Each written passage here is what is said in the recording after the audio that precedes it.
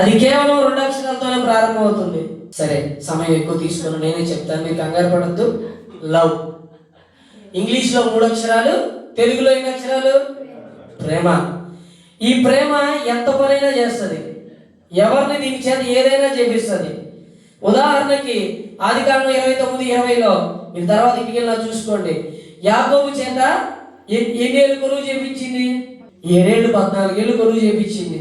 ఆ 14 ఏళ్ళు కొలువు కూడా రాహేలు మీద ఉన్న ప్రేమ ఆయనకు కొంచెంగానే అనిపించిందట. చూసారా? మనిషిలో పుడితే ఇది ఒక గొప్ప ప్రేమ. అదే దేవునికి పుడితే ప్రేమ ఎలా ఉంటుంది మరి? చూడండి, మనుషుల్లో పుట్టే ప్రేమ ఎలా ఉంటుంది అంటే కొన్ని విషయాల్లో మిమ్మల్ని ఎడబాపుతుంది, అంటే వదిలేస్తుంది.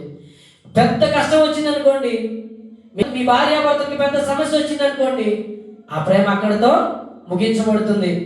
స్నేహితులకి, అక్క చెల్లెలకి, అన్నదమ్ములకి పెద్ద కష్టం వచ్చేసింది అనుకోండి, అక్కడితో ఆ ప్రేమ ముగించబడుతుంది. చూడండి, మీకు చెప్పినట్లు కొన్ని ప్రేమలు మనల్ని ఎంత దూరం తీసుకెళ్తాయంటే వాటి కొరకు మన ప్రాణాలు సైతం తృణప్రాయంగా విడిచిపెట్టేస్తామేమో అనంత దూరం తీసుకెళ్తాయి. కానీ అవి వేటి కొరకు తీసుకెళ్తాయి?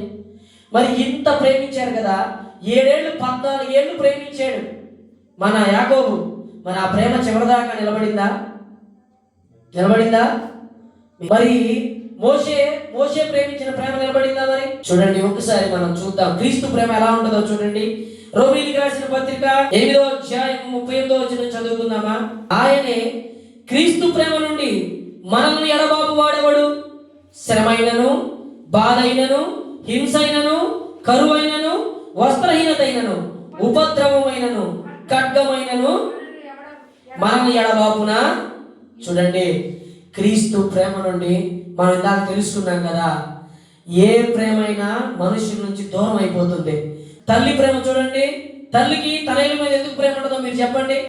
మన భారతీయ సంస్కృతి ప్రకారం నేను విషయాన్ని మీకు తెలియజేస్తున్నాను. పున్నామ నరకం నుంచి తప్పించేవాడే పుత్రుడు అంటారు. వృద్ధాప్యంలో 60 సంవత్సరాలు నిండిన తర్వాత నా బిడ్డ నన్ను చూస్తాడు అని ఒక నమ్మకం బిడ్డల మీద తల్లికి ప్రేమను కలుగజేస్తుంది. ఆ ప్రేమ ఒకవేళ చూడండి, ఆ చూడకపోయాడు అనుకోండి, ఏ దీవెనైతే ఇచ్చిన కన్నతల్లే శాపవచనాలు పెడుతుంది. ఏం పెడుతుంది? శాపవచనాలు పెడుతుంది. మరి సహోదరి ప్రేమ ఎంతవరకు ఉంటుందయ్యా అంటే అన్న అడిగింది ఇచ్చినంత వరకు ఉంటుంది. ప్రియురాలి ప్రేమ ప్రియుడి యొక్క ప్రేమ అంతవరకే ఉంటుంది. కానీ నా దేవుని ప్రేమ స్వతకాలం ఉంటుంది. ఎక్కడైనా ఎడబాపుతుందా? చూడండి, శ్రమ అయినా క్రీస్తు నుంచి మనం దూరం చేస్తుందా? బాధ అయినా, హింసైన, కరువైన, ఖడ్గమైన. చూడండి, ఖడ్గమైన ఎందుకు ఇక్కడ మెన్షన్ చేశాడో మీకు తెలుసా? ఎవరైనా ఒక్కసారి ఆలోచించండి, చెప్పండి. ఎవరైనా ఖడ్గమైన ఎందుకు మెన్షన్ చేయబడుతుంది? దేవుడు మిమ్మల్ని దీవించును గాక. ఖడ్గమైన అంటే దేవుని కొరకు ఖడ్గం దూసుకుపోయినా క్రీస్తు ప్రేమ నుంచి వాళ్ళు విడిపించబడలేదు, క్రీస్తు ప్రేమ నుంచి దూరం అయిపోలేదు. మార్టిన్ లూథర్ కింగ్ గారు బైబిల్ కనిపించడానికి ఎన్ని దెబ్బలు తిన్నాడు, ఎంతమంది అసాక్షులు అయ్యారు. పౌలు గారు తల నరికేశారు, మీకు తెలుసా? ఇన్ని పత్రికలు రాసిన రోజు తలేమైంది? నరికేశారు. అయినా క్రీస్తు ప్రేమ నుంచి ఆయన దూరం అయిపోయాడా? పేతురు గారిని తలకిందులుగా సిలువేశారండి. క్రీస్తు ప్రేమ నుంచి వైదొలిగాడా? ఎడబాపగలిగిందా? కొంచెమైనా దూరం చేయగలిగిందా? ఏది ఒక్క అణువైనా క్రీస్తు భావం నుంచి దూరం చేయగలిగిందా? చేయలేకపోయింది. చూడండి, 1 కొరింథీయులకు రాసిన పత్రిక 4వ అధ్యాయం 11వ వచనం ఒకసారి మీ అందరూ చదవగలరా? లేక ఉన్నాను ఏమంటున్నాడు?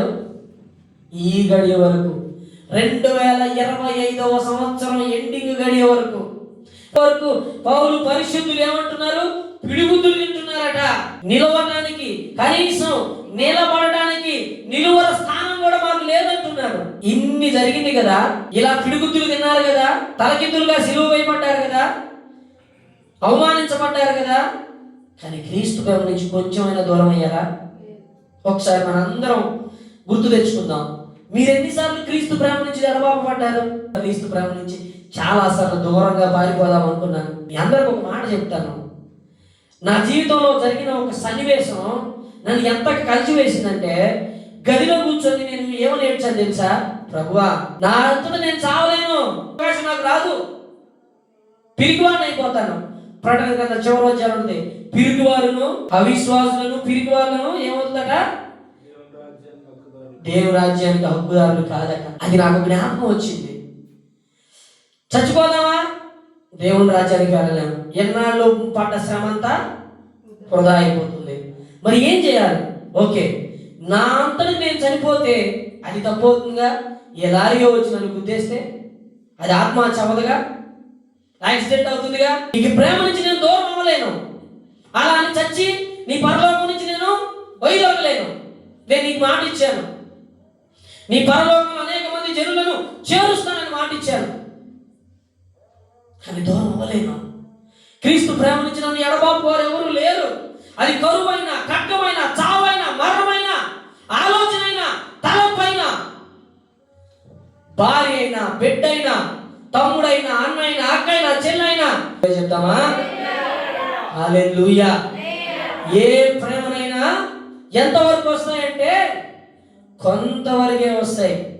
నీ కట్టె కాలేంత వరకు నీ ప్రేమలు అక్కడ వరకే ఉంటాయి. ఒక్కసారి చూడండి, మనిషి ప్రేమ ఎలా ఉంటుందంటే, కొన్ని పదాలను నేను ఎప్పుడు ఎవరికైనా చెప్తూ ఉంటాను. కొన్ని పదాలను ఎక్స్ప్రెస్ చేయడానికి, కొన్ని విషయాలను చెప్పడానికి మనిషి సృష్టించిన లిపి చాలదు. మనిషి ఏ లిపి అయితే సృష్టించబడిందో, ఏ లిపి చేత అయితే మనిషి రాయడానికి భాషను నేర్చుకున్నాడో, ఆ భాష కొన్ని వివరించడానికి సరిపోదు. అలాంటిలో ఒకటే మన దేవుని ప్రేమ. హల్లెలూయా. దాన్ని వర్ణించడానికి పదాలు చాలవు, అక్షరాలు లేవు, పదాలు చాలు, హావభావాలు పలకవు. అని వర్ణించడానికి అసలు అసాధ్యం అండి.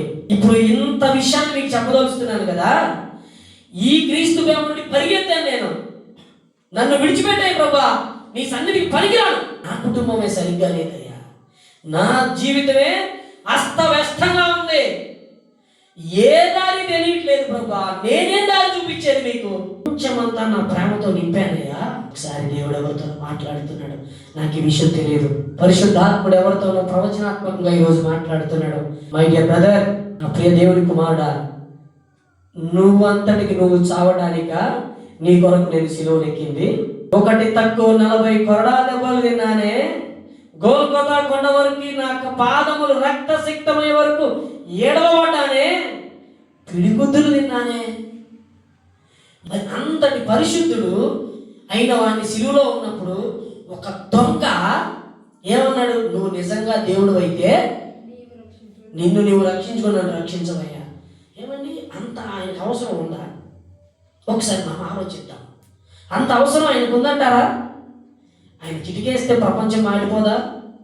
ఒక్క మాటతో కలుగు చేసిన దేవుడు ఒక మాటతో దాన్ని అంతం చేయలేడా? చేయగలడా లేదా? కానీ ఎందుకు సహిస్తున్నాడు? ఎవరి కోసం భరిస్తున్నాడు? ప్రేమ అండి. చూడండి, ఒక తల్లి ప్రేమ ఆశీర్వాదం లేనివాడిగా చేస్తే, దుఃఖపుత్రుడిగా చేస్తే, ఒక తండ్రి ప్రేమ ఒక కుమారుణ్ణి కుడి చేతి పుత్రుడిగా చేసింది. ఈ వాక్యం ఇక్కడ విన్నట్టుంది కదా మీకు? విన్నారా ఎక్కడైనా?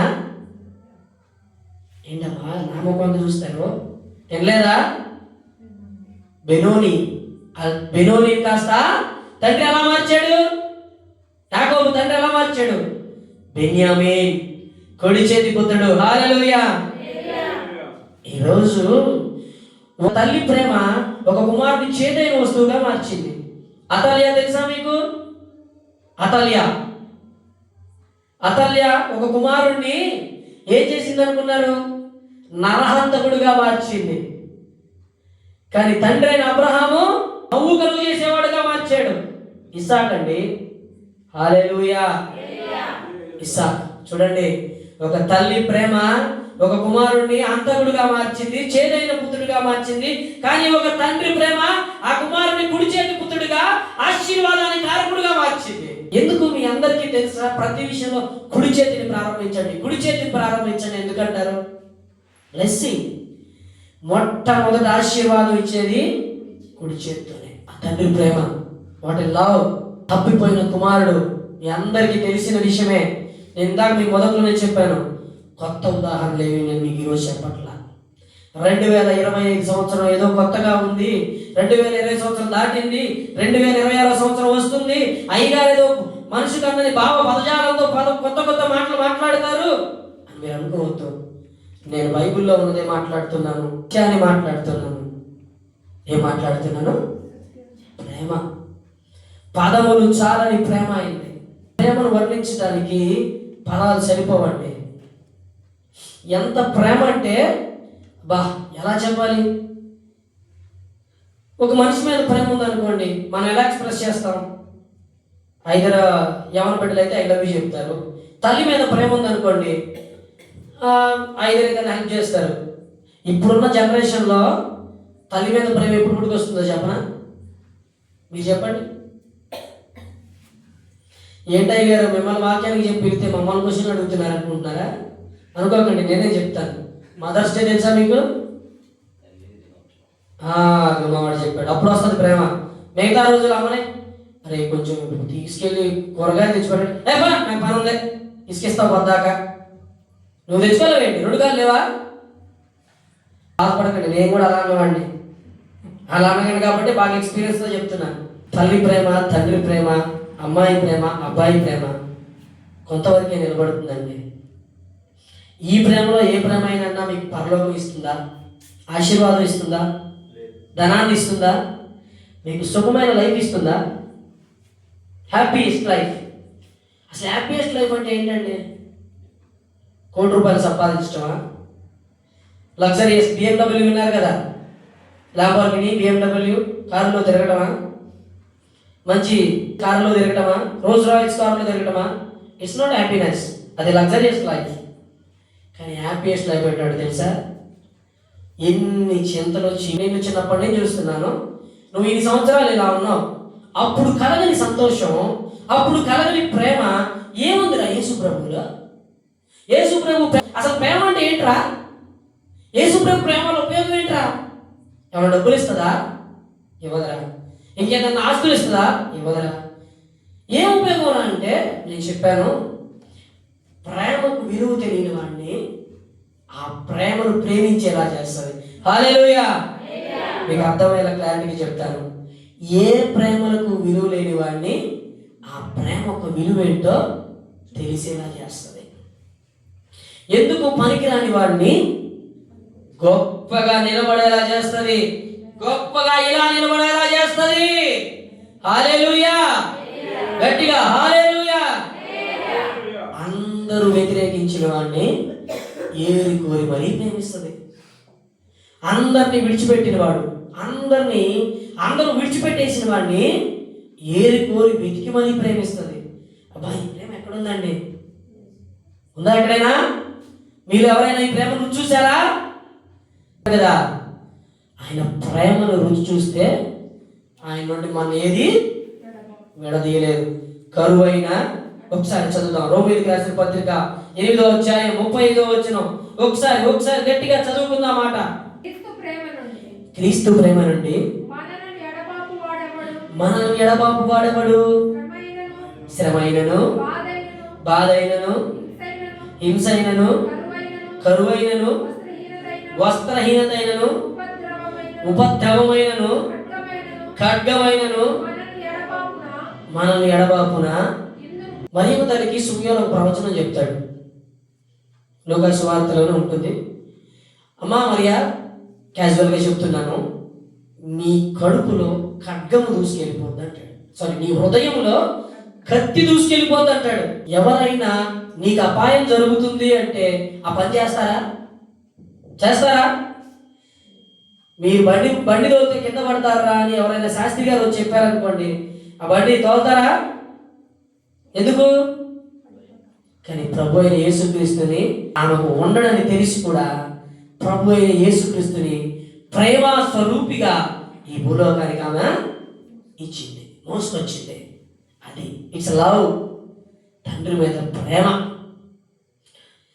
మరి ఈ ప్రేమ అనేది ఎంతవరకు తీసుకెళ్తుందంటే, మిగిలిన వాళ్ళ ప్రేమ నాకు తెలియదు, కానీ ప్రభు అయిన యేసుక్రీస్తు మన మీద పెట్టిన ప్రేమ చచ్చిపోయినా బాధ లేదయ్యా, నీ దగ్గరకు వస్తే చాలు అని తీసుకొస్తుంది. నాకు ఒక సహోదరి ఒక నోట్ రాశారు. చనిపోతూ క్రీస్తు ప్రేమ ఈరోజు 2025 సంవత్సరంలో ఎన్నిసార్లు క్రీస్తు ప్రేమను మీరు ఎడబాపారు? నాకు ఈ 2026 సంవత్సరం క్రీస్తు ప్రేమ ఎల్లప్పుడూ మీకు దగ్గరగా ఉండును గాక. మీ హృదయంలో క్రీస్తు ప్రేమ కుమ్మరించబడును గాక. చిన్న ప్రార్థన చేసుకొని నేను మళ్ళీ సమయానికి అప్పగిస్తాను. పరిశుద్ధము నమ్మకమైన తండ్రి, నీకు స్తోత్రాలు ప్రభువా. రాజుల రాజా, ప్రేమ స్వరూపి, సత్య స్వరూపి అయిన దేవా, క్రీస్తు ప్రేమ నుండి మమ్మల్ని ఎడబాపు వాడు ఎవడు అని నువ్వు తెలియజేసిన రీతిగా నీ ప్రేమ ఇక్కడ ప్రతి ఒక్కరి బిడ్డల గుండెల్లో, హృదయములో కుమ్మరించబడును గాక. సహాయం చేసి ప్రభు చూపించమని యేసు నామములో అడిగి వేడుకొనుచున్నాము తండ్రి. ఆమేన్.